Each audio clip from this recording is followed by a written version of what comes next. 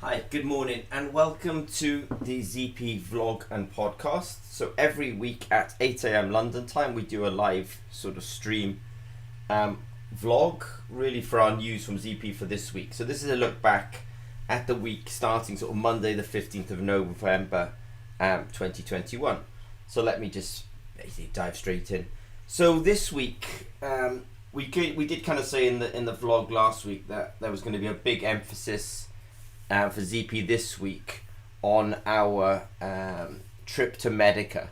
So I know I said it last week, but I'll say it again. Medica is a very big medical diagnostics conference, which should be very interesting to anyone who's really focused on technologies, careers, commercialization of medical devices, and including medical diagnostics. So I just want to say hi to Aftab.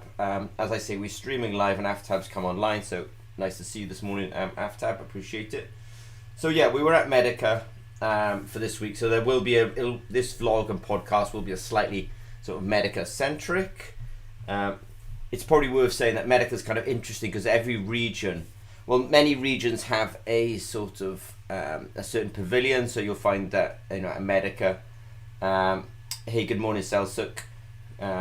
Many regions have a pavilion, so there'll be an Indian pavilion, there'll be a French pavilion, there'll be a USA pavilion. So there's a Turkish pavilion for definites. So many countries, regions are represented at Medica. As I say, I think it's probably the world's biggest medical devices and medical diagnostics conference. This year, we were on the wearable stand.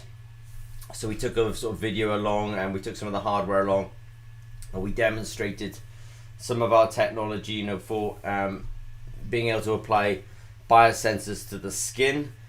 We also took some of the technology, some of the CGM, some of these sort of transdermal sensors and demonstrated that, these types of sensors can kind of go through the skin as well.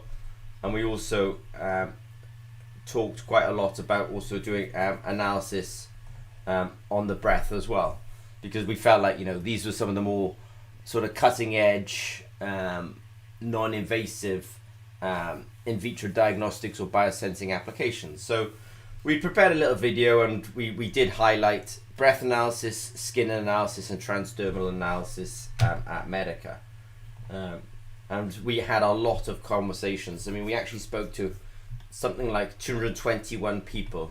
So we spoke to 221 people in the course of something like 3.5 days. So you can imagine how intense it really was, but it was fun.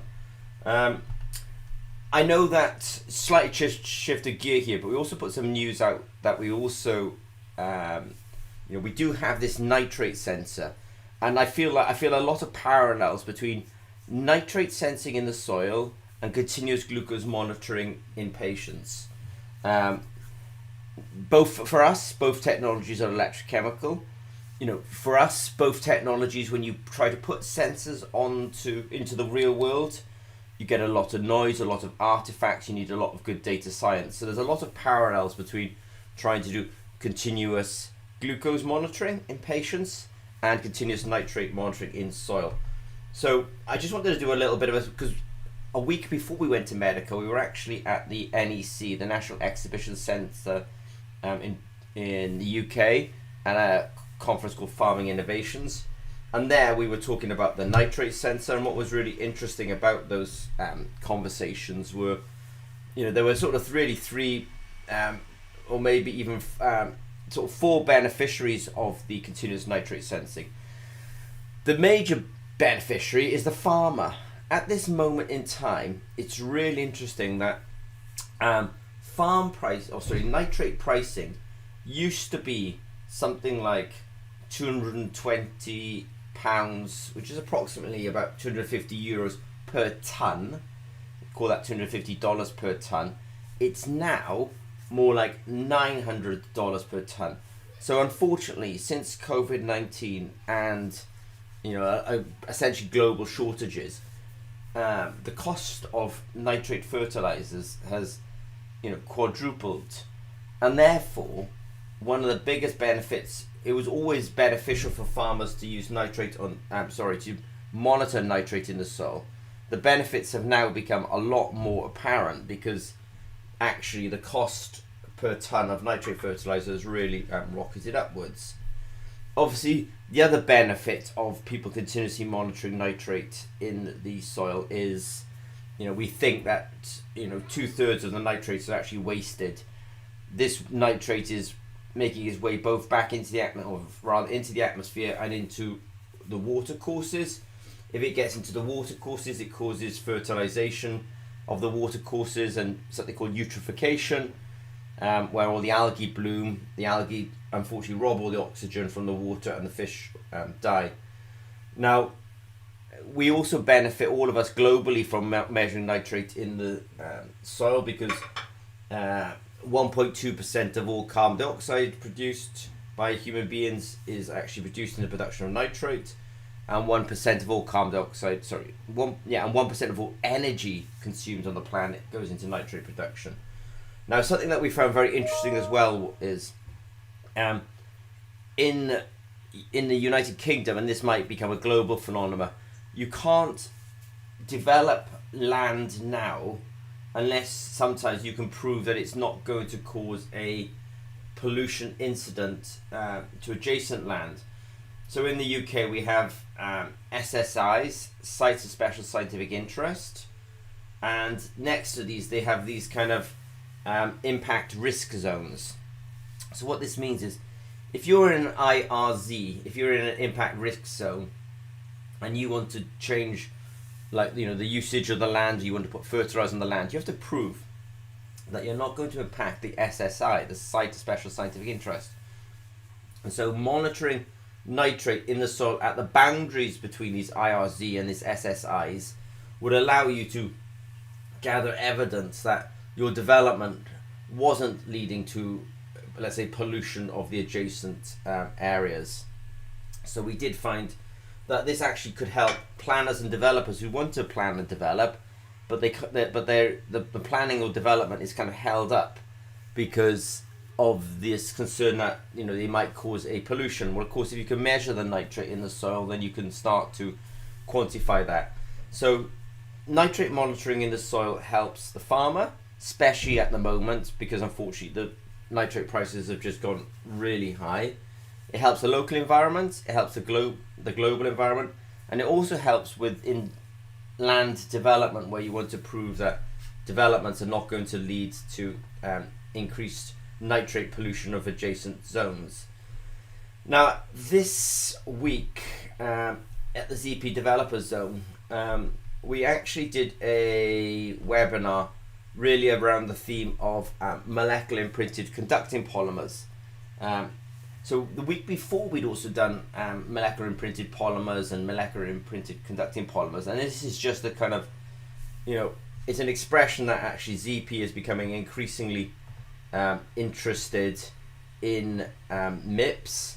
We have brought out a range of MIP related products so that people can kind of quickly go with these, and we'll produce more and more data and more supporting material to show how these solutions can be used with our electrodes. So we've done two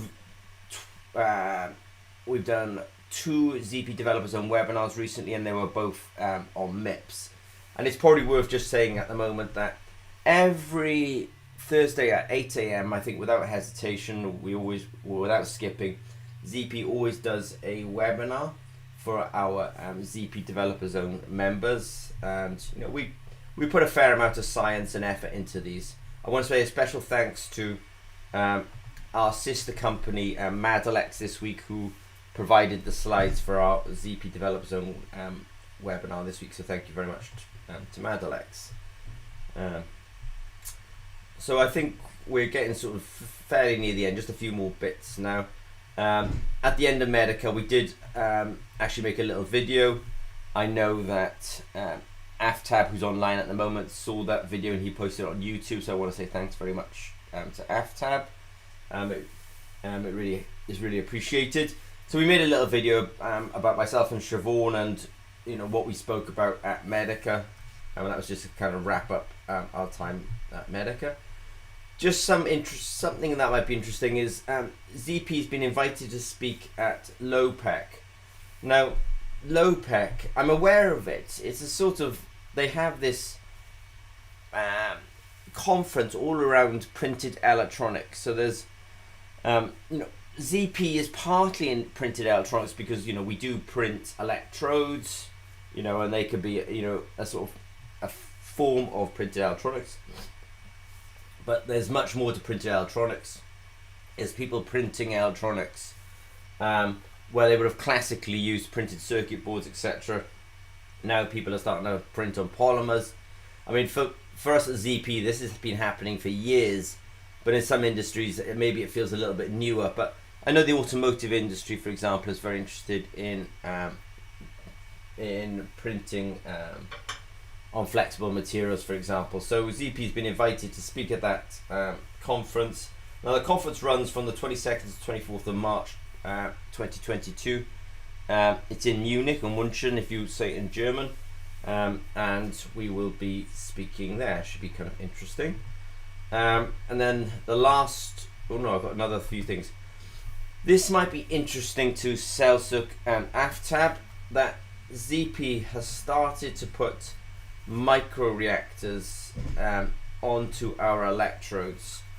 So we're starting to offer a product format where we've actually put a little, I want to call it a vessel or a little reactor on the end of the electrode, so that essentially the scientist doesn't just have to pipette onto the end of the electrode. They can actually add material into a little vessel which has a little cap on it as well, and that will just help hold solution.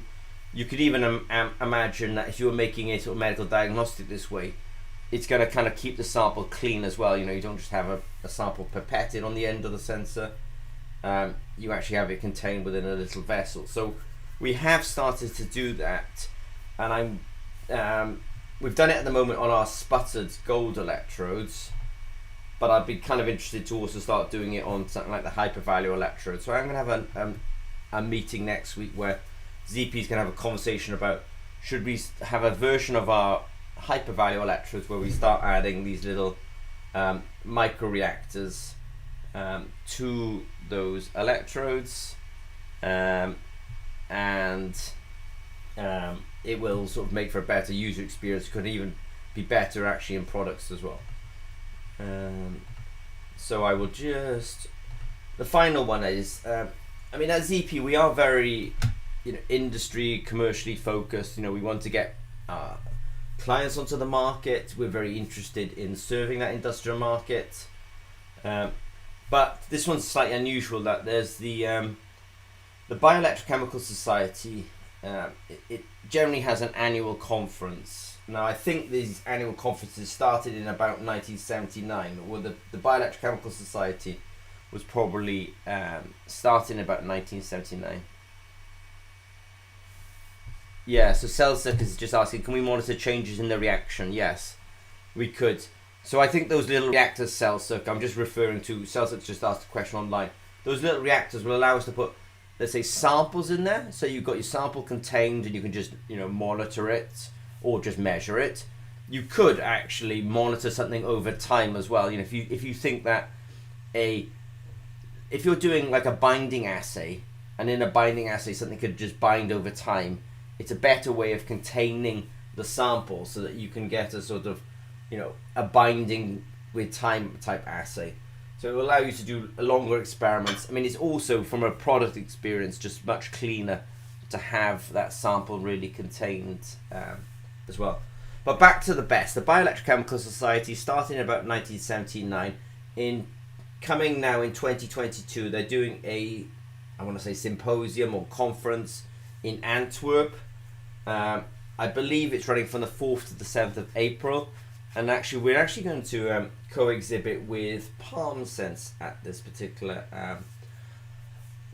conference. So just to say, we're doing that Lopec, which is the printing industry or the printed electronics industry, and we're also then going to do the sort of Best 2022, which is the symposium for the Bioelectrochemical Society, and that should be in Antwerp. So I think that is all the news from Zimmer and Peacock for this week. So it was very medica centric, where we talked really about less invasive technologies, breath analysis, sweat analysis, and transdermal analysis. We did give a bit of a roundup of some of the benefits we saw on the nitrate sensor, which really are cost saving to the farmer. Local pollution incidents are reduced with that nitrate sensor. Global pollution is reduced using that nitrate sensor, and it also allows you to maybe do controlled development, because you can prove that the controlled development is not necessarily causing a nitrate pollution. And then this week we did talk about MIPS at our development zone webinar. So if you're interested in being a member of the development zone, do come along to the webinars at 8 a.m. London time every week. And then finally, we are speaking at Lopec, which is for the Printed Electronics Conference, and that's in 2022. And similarly in 2022, we are also going to, this time we're going to exhibit at BESS, the Bioelectrochemical Society. Cool. And I'm just getting thanked by Celsic, who's Celsic's tomorrow going to start ordering our hyper-value gold electrodes. So thank you to Celsic for that. That's great.